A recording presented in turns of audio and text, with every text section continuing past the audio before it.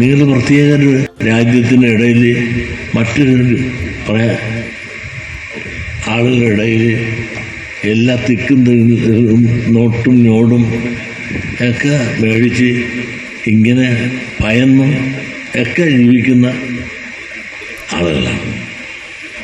പ്രത്യേകിച്ചും ഒരു സ്വതന്ത്രമായൊരു വായു ശ്വസിച്ചുകൊണ്ട് മലപ്പുറത്ത് നിങ്ങൾക്ക് ജീവിക്കുവാൻ സാധിക്കുമെന്ന് എനിക്കൊന്നുമില്ല. സ്വതന്ത്രമായൊരു അഭിപ്രായം പറഞ്ഞു പോലും ജീവിക്കാൻ നിങ്ങൾക്ക് സാധിക്കില്ല.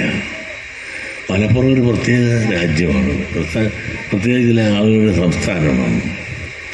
ഇന്ത്യക്ക് സ്വാതന്ത്ര്യം കിട്ടി ഇത്രയും നാളായിട്ട് പോലും സ്വാതന്ത്ര്യത്തിൻ്റെ ഗുണഫലങ്ങളുടെ ഒരംശം പോലും ഈ പിന്നോക്ക വിഭാഗങ്ങൾക്ക് മലപ്പുറത്ത് ലഭിച്ചിട്ടുണ്ടോ? നമുക്കെന്ത് നിങ്ങൾക്ക് പഠിക്കാൻ അല്ലെ പഠിപ്പിക്കുവാൻ മലപ്പുറത്ത് എവിടെയുണ്ട്? ഒരു കുടിപ്പള്ളിക്കൂടം പോലും തരുന്നുണ്ടോ? ഇവിടെ പല ഭരണകൂടങ്ങളും വന്നു. ഈ വന്നവനും പോയതിനും എല്ലാം തന്നെ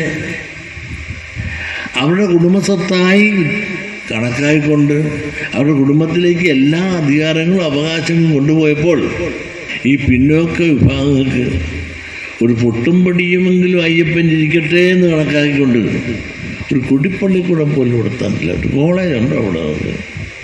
ഒരു ഹയർ സെക്കൻഡറി സ്കൂളുണ്ടോ? എന്തുണ്ട് മലപ്പുറത്ത്? നമുക്ക് തൊഴിലുറപ്പുണ്ടായിരിക്കണം. അതിലൊക്കെ നമുക്ക് വളരെ പ്രാതിനിധ്യമുണ്ട്. എല്ലാവർക്കും വോട്ട് കൊടുക്കാൻ മാത്രം വിധിക്കപ്പെട്ടവരാണ്. വോട്ട് കുത്തി യന്ത്രങ്ങൾ ഓട്ടോ പിടിക്കാൻ നേരത്തെ എല്ലാം വന്ന് ചേച്ചി പെങ്ങളെ അളിയ പൊന്നെ കറലെ കട്ടണ്ടി എന്നൊക്കെ പറഞ്ഞെല്ലാം വരും.